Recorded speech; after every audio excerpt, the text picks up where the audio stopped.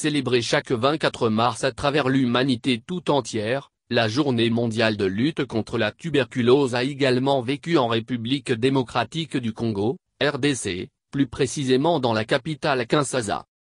Samedi 24 mars, à l'esplanade du Palais du Peuple, la première dame de la République, Marie-Olive Lampe Kabila, a tenu à réaffirmer son engagement personnel aux actions de lutte contre la tuberculose, au cours d'une manifestation à laquelle ont pris part le représentant du Premier ministre, le ministre de la Santé publique, Dr Oli Ilonga, le représentant de l'homme en RDC, Dr Alaranga Yokuide, le directeur national du PNLT, Dr Kazwa Michel.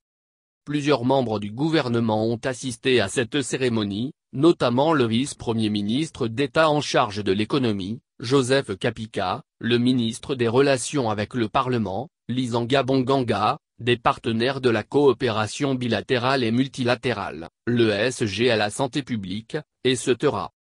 Relevons que l'édition de la JMT en cours a eu pour thème principal, avis de recherche, des chefs de file pour un monde exempt de tuberculose. Appelée à intervenir pour procéder au lancement de la recherche des cas manquants, Marie-Olive Lampe Kabila a rappelé que cette maladie jadis était considérée comme à la fois celle des pauvres et de toutes les couches sociales. Elle a fait savoir que sa présence à cette cérémonie témoigne de son engagement et de celui du chef de l'État à s'investir dans la lutte contre cette maladie. Elle a rappelé qu'afin de concrétiser la vision du chef de l'État, celle d'un Congo émergent d'ici 2030, il faudrait des soins de qualité à la portée de tous. Marie-Olive Lampe a pour ce faire indiqué qu'avec son époux, ils soutiennent l'ensemble des actions entreprises par le PNLT et par la tutelle, avant de soutenir que nul ne devrait donc être exempté dans cette lutte, et de préciser que tous nous devrions œuvrer ensemble en faveur du bien-être de nos populations. Enfin, la première dame a demandé à tous de se lever et de barrer la route à la tuberculose dans notre pays, avant de rappeler à toutes les mères le rôle combien crucial qu'elles jouent surtout dans la protection de la santé des familles.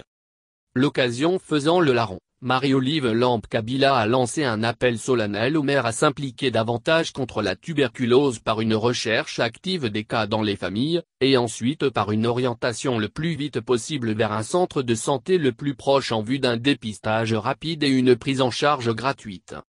Pour sa part, le représentant du Premier ministre a estimé que cette journée était une opportunité de plus pour réitérer l'engagement du gouvernement à lutter contre la tuberculose.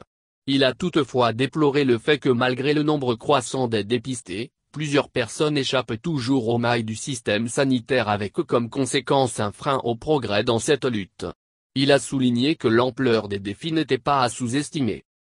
De son côté, le ministre de la Santé publique, Dr Oli Ilonga, a indiqué que le thème de cette édition visait à inviter tous à être des acteurs dans la promotion de la santé, et à jouer un rôle majeur dans cette lutte.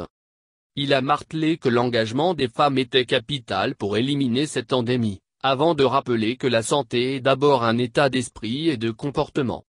Pour sa part, le représentant de l'homme en RDC, Dr Alaranga Yokuide, a lu le discours de la directrice régionale de l'homme Afrique, Dr Meeti, à l'occasion de cette journée consacrée à la commémoration JMT 2018. Dans ce message, le thème choisi vise à créer une dynamique au sein de la région africaine qui continue encore à croupir sous la plus lourde charge de cette maladie. Dr Meeti a insisté sur le fait que le rêve d'un monde sans TBC ne saura être réalisé qu'avec des dirigeants qui, au départ, jouent le rôle de chef de file à travers des efforts visant à mettre fin préalablement à la tuberculose au niveau local.